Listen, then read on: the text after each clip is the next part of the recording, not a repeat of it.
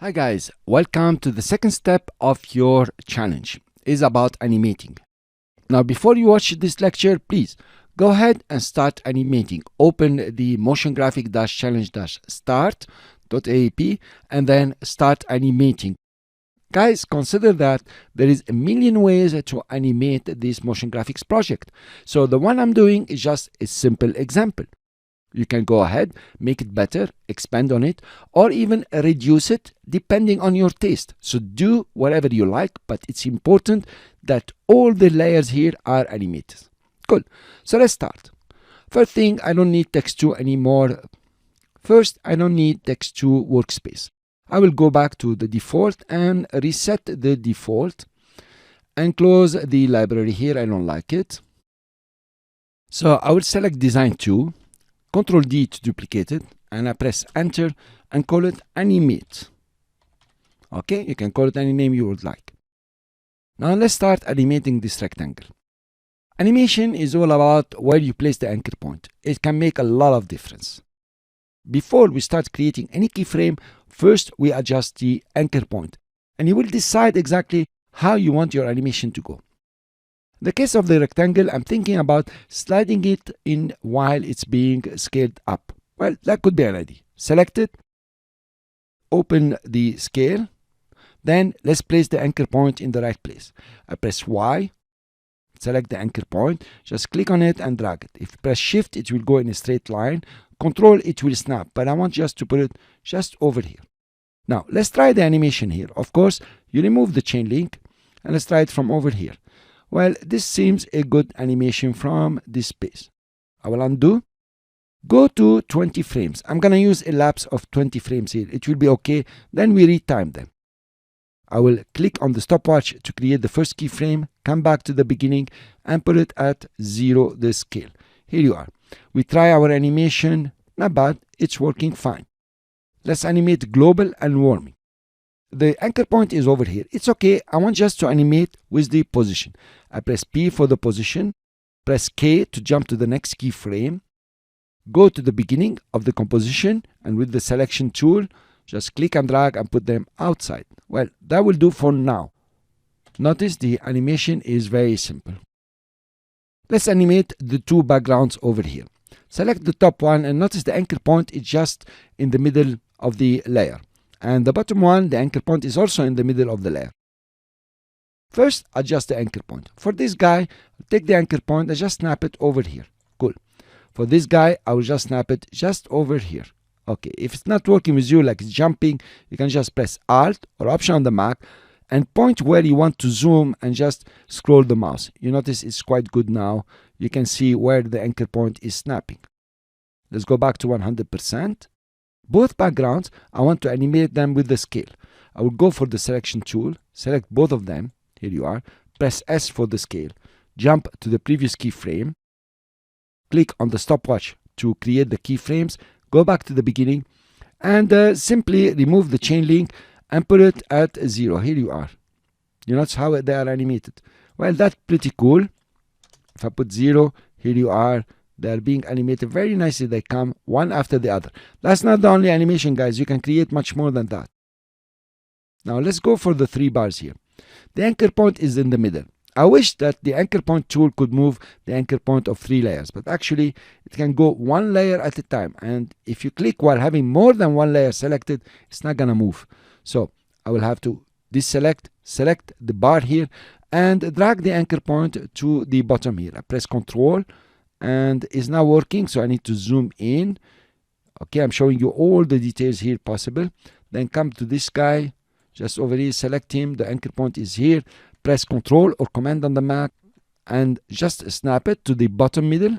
Okay, and this guy also, I will just snap it to the middle button over here. Press Shift. That's it. Go back to 100%. So we have bar right, bar medium, and bar left. We open the scale. There's a lot of animations with the scale all the time. You go to the next keyframe, click on the stopwatch to create the animation, go back to the beginning, and simply remove the chain link. I already done this. And vertically now, you want to take them to 0. Here you are. So you have a very nice animation just over here. Notice, of course, we need to sequence later. You notice that these three texts over here, the percentages, have the anchor point at the bottom, in the middle bottom. Fine, I will select the three of them, and I want to animate them through the opacity, that is T, and then through the scale, that is Shift S. And jump to the previous keyframe here. Click on the stopwatch for both properties. Come back to the beginning. Put the scale to 0. Notice how they are scaling down. Okay, usually it's much nicer to use the opacity also. I'll put opacity to 0. Here you are. You have a very nice animation. The three guys here, I'm going to use opacity. So I press T to get opacity, and I can keyframe it now that you know. Okay, at the beginning here, put the value to 0. Okay, jump to the next keyframe and put the value to 100%. Okay, I knew what I was doing here. Here we are. You create a very nice animation. Now, later on, you will sequence it. Now, these guys, let's play a bit here. Let's animate the top guy here, okay, with the rotation. I will open the rotation. You notice I already rotated it to 45 degrees. I did not rotate the shape because I want to see the 45 degrees here. Let's go to the next keyframe and keyframe it at 45 degrees. Come back to the beginning and let's scrub through. Okay, it's a very stupid animation like this. Let's take care of the anchor point. I'll click on it and drag it and just snap it to the border of the composition. I'm using Shift and Control or Command on the Mac. So this guy has the anchor point over here. Now, if you fiddle with the rotation, notice it's pretty cool. Okay, so we can start from here. I think -90 will be cool. Fine. And then you have a nice animation here, but unfortunately it's coming over everything. To avoid this, I can just add the scale. That will be Shift S. I will keyframe the scale here at 0 both. Okay, come to the next keyframe and make it 100%. Okay, now the animation is a bit better where it doesn't climb over everything. You can just adjust it or take the anchor point a bit to the lower side.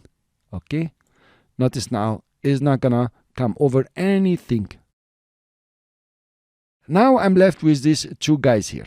Well, these guys, you can animate them the way you would like. You can rotate them out or you can move them with the position.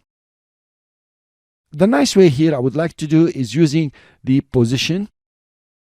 I would keyframe the position, come back to the beginning here, and using the selection tool, I click on one of them, drag and put it just outside. Cool. Now notice the animation here. It's cool, but not that cool at all. So the way I want to do it is when this is centered here, I want them to be at the same position. Select both of them. Come to the Align panel and just align them. Notice they jumped in the middle. Since I can't grab them anymore, I'm going to use this one just over here and put it just here. Okay, that's for both of them. After some time here, let's say 10 frames, I'm going to take the right one and just move it to the other position. Okay, so I'm trying to be creative, so to say. But I want you to get used to this and try to be also creative. Nice. I like the animation. So actually, we have animated already everything except the ancient here. Now, the ancient is badly positioned, I guess. So we click on it, just move it in the middle over here. Okay, and let's do only opacity. It will look nicer. So we'll come to the previous keyframe, another one. We keyframe the opacity, come back to the beginning, we put at 0. Okay, here you are. We need to sequence them to make sense. So guys, it's very easy to animate if you follow the method I'm showing you. If you wanted to start guessing and playing around and so on, it's gonna be hard, please believe me. Now that you watched how I animated, this is not the only one. Of course, you can do lots of other things.